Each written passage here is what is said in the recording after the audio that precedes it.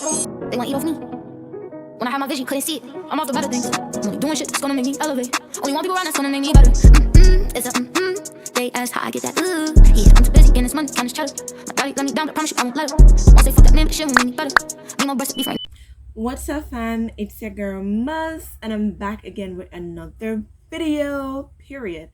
How are you guys doing today? Guys, I'm doing well. Thanks for asking as well, and I hope that your day or night, whenever you're watching this video, continues to be good. And if it's not so well, I pray and hope that all will be well. So as you can see, guys, out that you see me, well, the sun came out. It wasn't that sunny early on. Oh, it's getting back. Oh, it was. Anyways, as you can see down in the title below, today I'm going to be doing a story time, and it's going to be based on my labor and delivery. No, I haven't had baby as yet. From the last time you saw me, I was like 19 weeks. Today I am about 22 weeks. So I'm going to give you guys my labor and delivery story. Previous pregnancy, that was when I was having my son. Now this is my Jamaica edition because it's a lot different from overseas labor and delivery story. I can tell you it's very different. So preparing myself, and I was just here reflecting and decided that I'm going to do my story time now since I have time, and just let you guys know what happened. So, and I've always wanted to share this, whatever. Anyways, let's get into the video. Just guys, please drop a comment down below. Tell me what you guys think, if you guys had an experience like mine, if it was worse, let me know, and I'm going to get into the video. Anyways, all right, so I was given the due date. I was given actually 3 due dates for my son. One was July 19th or the 17th of July.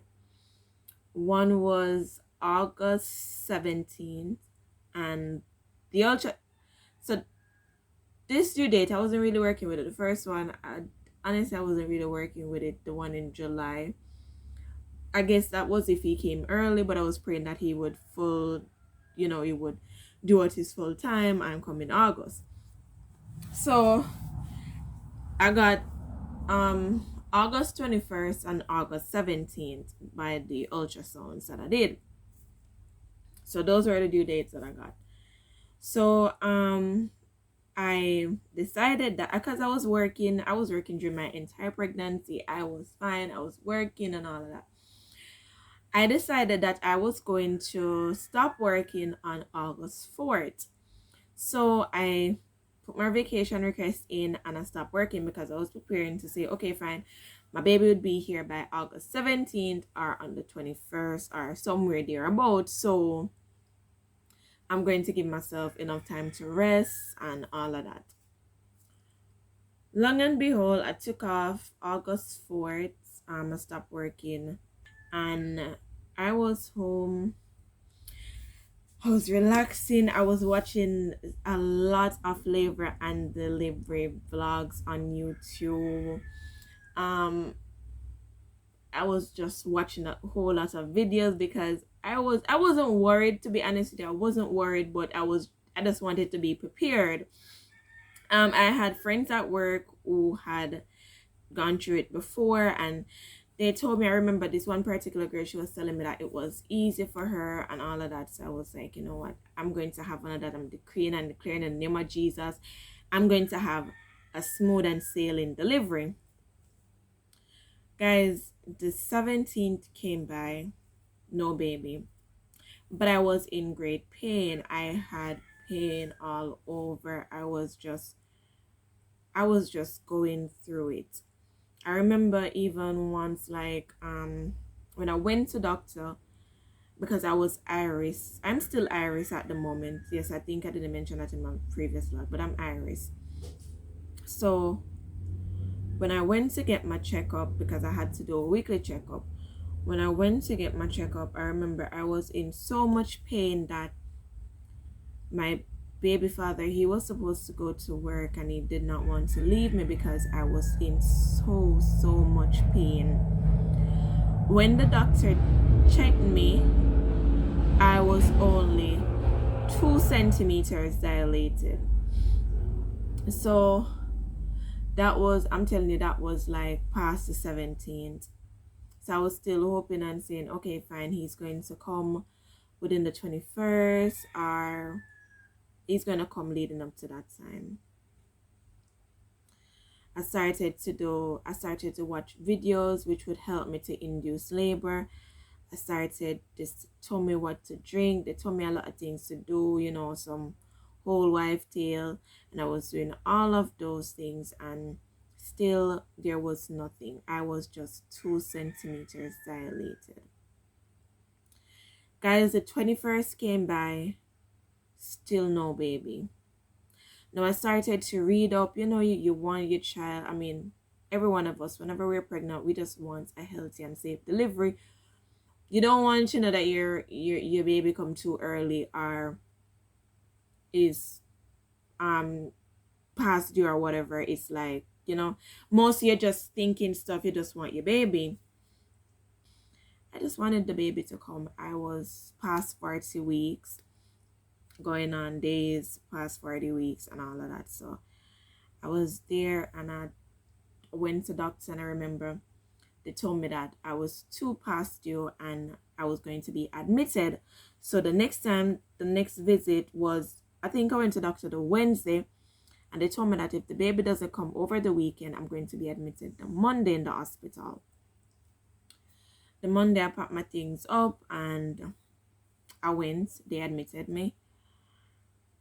Guys, no, as we all know, Jamaica's system with the hospitals is very poor. Honest with you. Guys, I went to the hospital and I was there sitting on the tough bench from in the morning. I did not get a bed until in the afternoon. And I was there from morning. Guys, I was in pain. When I said I was in pain, I was in so much pain. My pelvic area, it hurt so much. And this was back in 2019, and honestly guys, I remember everything as if it was yesterday. So I sat on the bench for the entire time I was, and then no one can come in with you. It wasn't COVID during those time, but the hospital that I went to, they were like that. They were pretty strict. So no one could come in. My baby father and my sister took me to the hospital. They had to stay outside, and then it's like once I'm admitted on the ward, I can't go out to them. I had to stand at the grill or something to talk to them. I finally got a bed. When they checked me, guys, I'm telling you, I've been there from in the morning. I didn't get admitted until in the after 5 or after 6. When they test me, I was still just 2 centimeters dilated. I was there. They said, okay, fine. They put me on the ward with some other ladies that was also over past due. Guys, as I mentioned, that was the Monday. When I woke up the Tuesday morning, I started to feel extreme pain, like it was getting unbearable. Guys, I was just crying from I was sleeping. I was so uncomfortable. When I got up, I was just crying because I was in so much pain. It was so much. My back felt as if it was just opening. My pelvic felt as if it was just expanding more. That's how I felt. And like I remember that there was this other girl to the left of me. She was also feeling pain, so she called the nurse, and the nurse came and she checked her. She was dilated about 4 to 5 centimeters. So I told her I was also in pain and all of that. So when she came to check me, guys, she told me that I'm still 2 centimeters dilated. Guys, I was frustrated. I was in so much pain that I could not believe it when she told me. I was telling her, "Are you sure?" And she's like, "Yes, you're just 2 centimeters dilated." But then she was going to, she told me that when she's testing me, she felt that I had feces in inside and I need to go and use the bathroom. So I'm like, I don't feel as if I want to go. She's saying, you need to go, and you need to go because when you're going to deliver, it's going to come and all that. When you're going to labor, it's going to come and all of that. So you need to go to the bathroom and use the bathroom. So I'm telling her, I'm saying, nurse, I honestly don't feel as if I have any stool to pass. You need to go. If I even force, you need to go and force yourself. You need to go to the bathroom. Now, guys, I'm not dumb. We all know that once you start to feel labor pain, you're not supposed to be over a toilet forcing anything. Guys, I was so frustrated because the way in which they treat you as a pregnant mother is like they want to tell you what's going on with your body, and they want to tell you the pain that you're feeling. They want to tell you what you're going through. Some of them, they have never been through labor, point blank period. And guys, that's how they treat you. No, I went to the bathroom to take a shower, and I remember I sat over the toilet and I pee. I sat on the toilet and I pee. But guys, I didn't feel as if I wanted to pass any feces whatsoever. And honestly, guys, I'm telling you the truth. I'm just gonna give it to you raw and uncut because these vlogs on YouTube, when they're showing you their labor and delivery story, it's much different from Jamaica settings. I'm telling you, honestly speaking, it's much different, and I am a bit worried now, seeing as what I've went through. I'm a bit worried. So guys, I went to the bathroom and I remember I took a every time I talk about it, I kind of get emotional because I want been through. No, I went to the bathroom and I pee, as I told you guys. I did not want to pass on the stool. I was still in pain. I was in so much pain. I took a bath and I went back on the bed. I remember there was this girl and I heard her call the doctor and she was like, "Doc, I feel like the baby coming." I remember the doctor told her, "Lay down the baby, it's not time, the baby is not coming yet, whatever the case might be, it's not time for you to have baby." And she was saying, "Doc, my baby will come, I feel the baby coming, me I feel the pressure." Guys, the nurse told her it's not time for her to have baby, all of that. I'm there hearing all of this as a new mom. And then all of a sudden, like about 2 minutes to 3 minutes after, guys, there was this loud commotion. Everybody started to scream and all of that. Blood everywhere, water break, everything. They had to just the doctor had to rush over to her, pull the curtain and all of that, guys. I was so scared because I was in so much pain. This is later on in the day now. I was in so much pain that I started to cry even more because I was feeling the pain. I'm telling you, from I was sleeping the Monday night, I was in pain. Then that was the Tuesday. I was in so much pain. So after she had baby, the doctor came over to me and they were asking me if I'm feeling pain. I tell them yes, I'm feeling a lot of pain. Like from a scale from 1 to 10, it was at level 9. That's how I felt, like I was feeling pain. So anyways, they said that, "All right, fine, miss, whatever, we're going to check you and all of that." And they asked me what was my due date. I told them again. They said, "Okay, fine." They started to question me when was my last period. I told them. They calculated it. They said, "Okay, yes, the baby needs to come." So then the change doctor, the doctor called me in the room and he tested me. No, guys, when the doctor checked me, this was like about after 6 on the Tuesday. When the doctor tested me, I was 2 centimeters dilated. Guys, when I heard that, I was so devastated. I'm still at 2 and I'm going through all this pain. I was so hurt. I was like, why doesn't my baby want to come, And long and behold, they sent me back on my bed. I went back. The doctor came. She spoke to me. She told me that, listen, we're going to have to induce labor because the baby is how many days past due. The baby is 5 days past due now, and because I was 40 weeks 5 days at that time, so the baby was past due and we have to induce you. We're going to be using the pill, and then we'll have to pull your placenta down because your placenta is a bit up, so we'll have to pull your placenta down more to the cervix area and all of that. Do you consent to us doing it? She showed me a small little pill that they're going to insert to help to bring on the pain.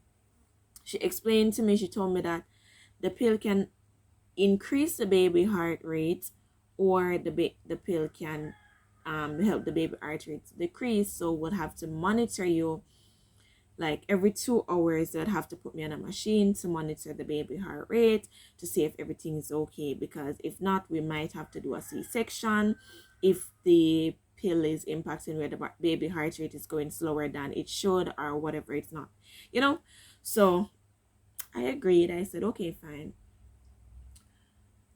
Guys, they gave me some forms to sign. I did so, and they proceeded in inserting the pill, and they induced labor, obviously. So guys, while I was there, I'm telling you, like, honestly speaking, guys, that pain, that pill pain that they give you, it's worse than the actual pain that you're feeling. Guys, I remember that I was going through so much pain that my knees, when I try to stand, my knees would just be buckling. I had the IV in my hand and for fluid, and I was just so weak. I was just so weak. Guys, I remember they called me to go and put the thing on my belly to monitor the baby heart rate. And when they called me, guys, I could not move. Guys, nobody will come and give you like a wheelchair. I try to push you there. They're like, mommy, walk down the baby, this, that. Nobody knows what you're going through. Believe you me. Nobody, to me, it's like nobody actually cares, to be honest. That's just it. You put yourself in the position, you can breathe, deal with the consequences. That's just their attitude in the hospital, to be honest. Now, guys, I was just so weak that I couldn't walk. I was walking, I had to hold on to the IV thing, the high end that the IV is on, and just be like an old lady pushing myself, crawling. I remember laying up on the wall. I felt as if I was going to faint away because my knees, they were so weak. The pill that they sent, the pill that they gave, I couldn't talk. Like, you'd be talking to me, guys, and you could barely hear what I'm saying. I didn't want anything to eat. I was going through so much pain. Guys, when they put me on the thing, you'd have to lay there in a steady position for 20 minutes, 20 or 25 minutes, and you can't move. Because if you move, it's not going to get a good reading. No, that thing, it has weight, and they put it on your belly, and they strap you down, and you just have to lay there flat on your back. Remember, as a pregnant woman, it's already hard for you to sleep on your back because of the pressure. Now, can you imagine laying in one position with something that carries weight on top of your belly for 20 or 25 minutes and you can't move? Guys, I was just there. I was crying. but I wasn't doing it too much because I wanted to know that my baby was okay. His heart rate was normal, all of that. They did it the first time to me because I think they have to do it every 2 hours. Yes, every 2 hours, they told me. Guys, when they did it the first time, all was normal. Alright, the nurse that came about in the after 8. They came, they did it again. It was fine. Now, bear in mind, my mother kept calling me, my friends, they were calling me. My baby daddy was calling me too, but guys, I got so frustrated because one of the time my mother was like, she was on the phone and she was so upset because nobody came back to me after they checked me after 8. Nobody came back to me. It was getting later on in the night. It was after 8, or yeah, no one came back to me, guys. I was there, I was just in pain, my back was just killing me. No one came back to me. No one came back to check on me. No one came back to check how much centimeters I later. I was nothing. And my mother, she was so upset because, as I'm telling you guys, as most of you guys might know, if you know about the Jamaica system, no one can come in the hospital with you, majority, unless it's like a private hospital. But I was admitted in the public hospital, so it was like no one can come inside with you. So you're just there going through this all by yourself. You're just surrounded with a bunch of other pregnant mothers. So it was, I remember after it was going to 9, around 9 o'clock, 10 o'clock, somewhere about there, guys. As I was saying, my mother was calling. She was upset. She was saying I should call the nurse and all of that. I'm like, listen, there's no one here for me to call to come and attend to me. They're all over the place. No one is paying me any mind, any attention. Whatever, you're in pain, you can't get up to go walk down a nurse. I remember one of the time I tried to get up and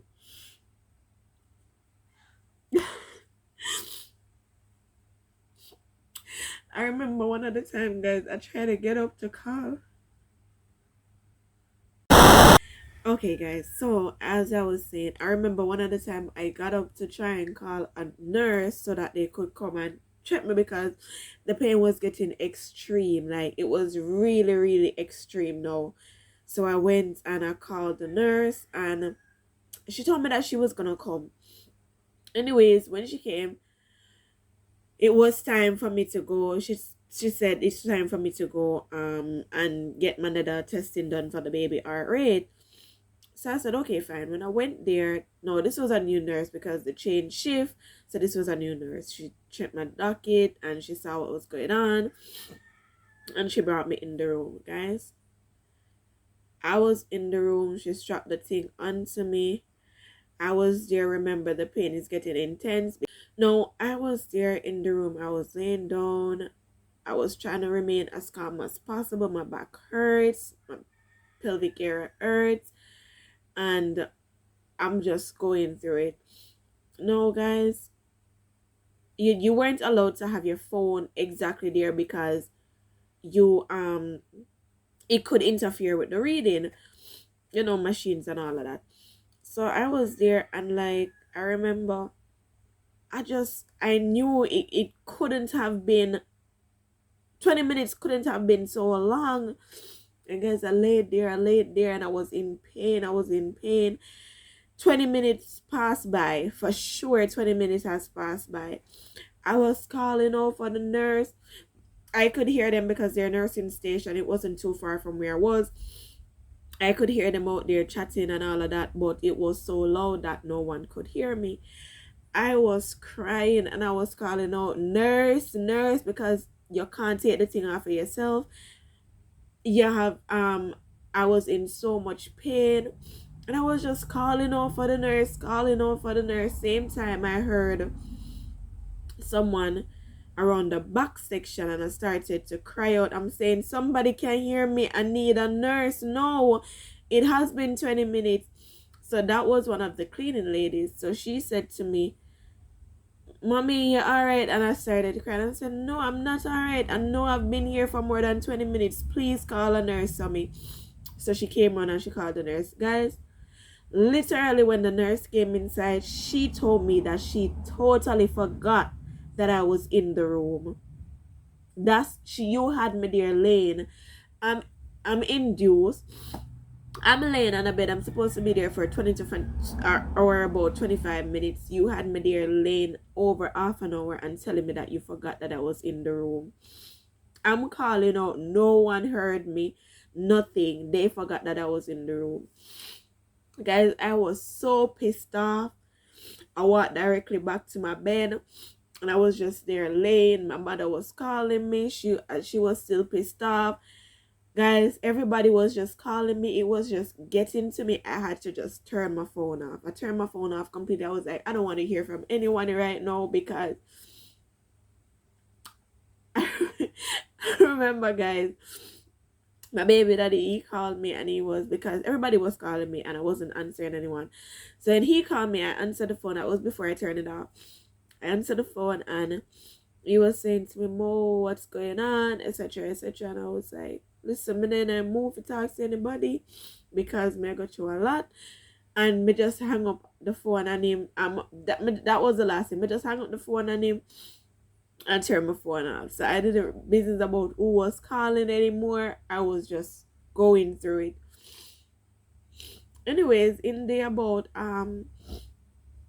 9:30 going to 10, I called the nurse and I was telling her, nurse, listen, I'm feeling a lot of pain down in my pelvic area. I feel very heavy. I think it's time for the baby. So when she checked me, I was dilating so slow that it hurt more than the pain. When she checked me, I was about 5 centimeters dilated. So she moved me onto the labor ward and they put me in the room. Now, I was dehydrated. I was hungry, but I was more over dehydrated and just tired. Dehydrated and tired.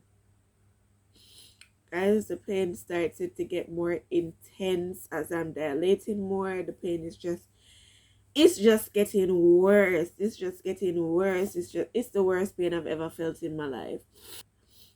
I remember one of the midwives, she came in and I was saying to her, what about the epidural? Can I have some epidural? Because can I get the epidural because I'm going through a lot of pain and I really don't know. I can't manage.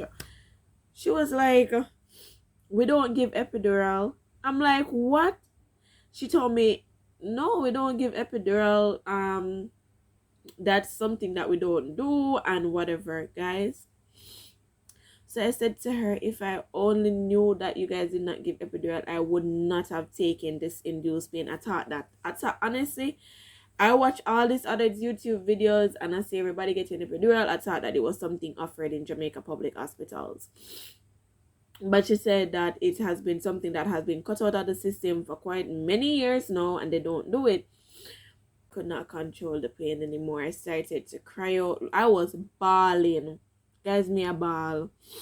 I start bawl level where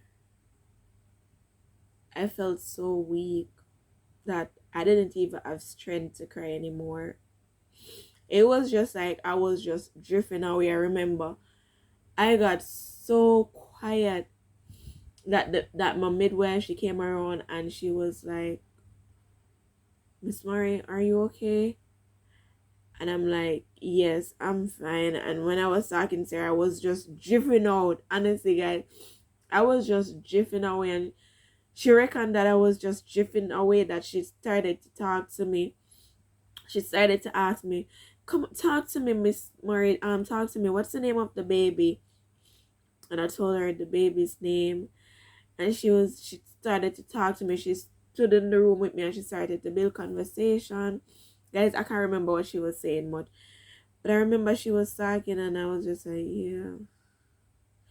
And my eyes were just closing and she, Miss Murray, I need to talk to me, man. All right, what is this? What is that? And she's trying to keep me up because guys, it's like, I don't know what was going on, but I was just drifting out of this place. I checked me and I was almost there. And she said to me, all right, listen, I'm going to give you a few minutes. Just give me some time to go out here and come back. I'm coming back. I'm gonna come back, then I'm going to bust your water, and we're going to go in delivery because it's time, you're ready. I said, okay. That was all I could say, guys. I was outside. I said to her, okay. She left, she went, and then she came back in. And when she came back in, I said to her, it's just gonna be me and you in here. And she said, yes, you want somebody else? I said, please just get it over with. And I remember, guys, I didn't have the strength to hold my legs up. And she tried to help me to hold my legs up. Then another lady came in the room. I don't remember what you call those people at the hospital. They're the ones who help to clean up you and all of that if you're, you know. And she held one of my foot. She tried to push one of my foot up, and she tried to help me. And guys, when it came on to the pushing, I was out of it. As I was telling you guys, I was just drifting away from before. From before I started to go through labor. From before I was going through labor. I was in labor. And guys, when I was supposed to push, and they were saying, she started to call up my son's name. She said, do it for Shaquan, do it for Shaquan. And she started calling up my son's name, do it for Shaquan. Mommy, do it for Shaquan. You have to push out Shaquan. Don't let Shaquan pass stool in you. You don't want to carry on your baby, mommy. Push out your baby, push out your baby. Anytime you feel the bad pain, because the contractions, they were there. But guys, I'm telling you, I'm going through these contractions, no epidural, nothing, and I'm drifting away. That's to show you how much weak I am. I was just drifting away. And she was saying to me, mommy, push on the contraction, push on the pain. I know you're tired, but push, you have to push. Guys, she was the nicest person to me in the hospital. I'm being honest. She was. Guys, and I started to push, and she kept there shouting at my son. I'm there pushing until I heard my son started to cry. When I heard my son started to cry, guys, I was so happy. Like, guys, the joy that I felt, honestly, I never knew that I could feel any side of joy after going through all that trauma. Like, to be honest with you, I did not know I could feel any joy going through that trauma, to be honest with you guys. And she said, yes, push again, mommy, head out. And I pushed, and my son came out same time as he came out in Dodo and in PP. And they were like, all right, good, mommy, once everything is okay, you can go home today. Now, guys, this was the Wednesday morning. It was 12:43 a.m. I gave birth to my son 12:43 a.m. And I was like, thank you, Jesus. Then she told me to push out the placenta. I did so. They gave me my son to breastfeed. I started to breastfeed him. It was just love at first sight. And I was just grateful and thankful that it was over. To be honest with you, I was so grateful. Guys, I pushed my son and I still did not pass any feces. So that was to show you that whatever she thought she felt or whatever she thought she knew about my body, it was bullshit. Because I did not pass stool, not even when I pushed my son out. And she told me to go over the toilet and force myself. No, guys, that's my labor and deliver vlog. And I'm just praying and hoping that with this baby it's much different, because it was horrible. I'm being honest. What I went through, guys, I was traumatized by it, that I honestly did not want to have any more baby for now.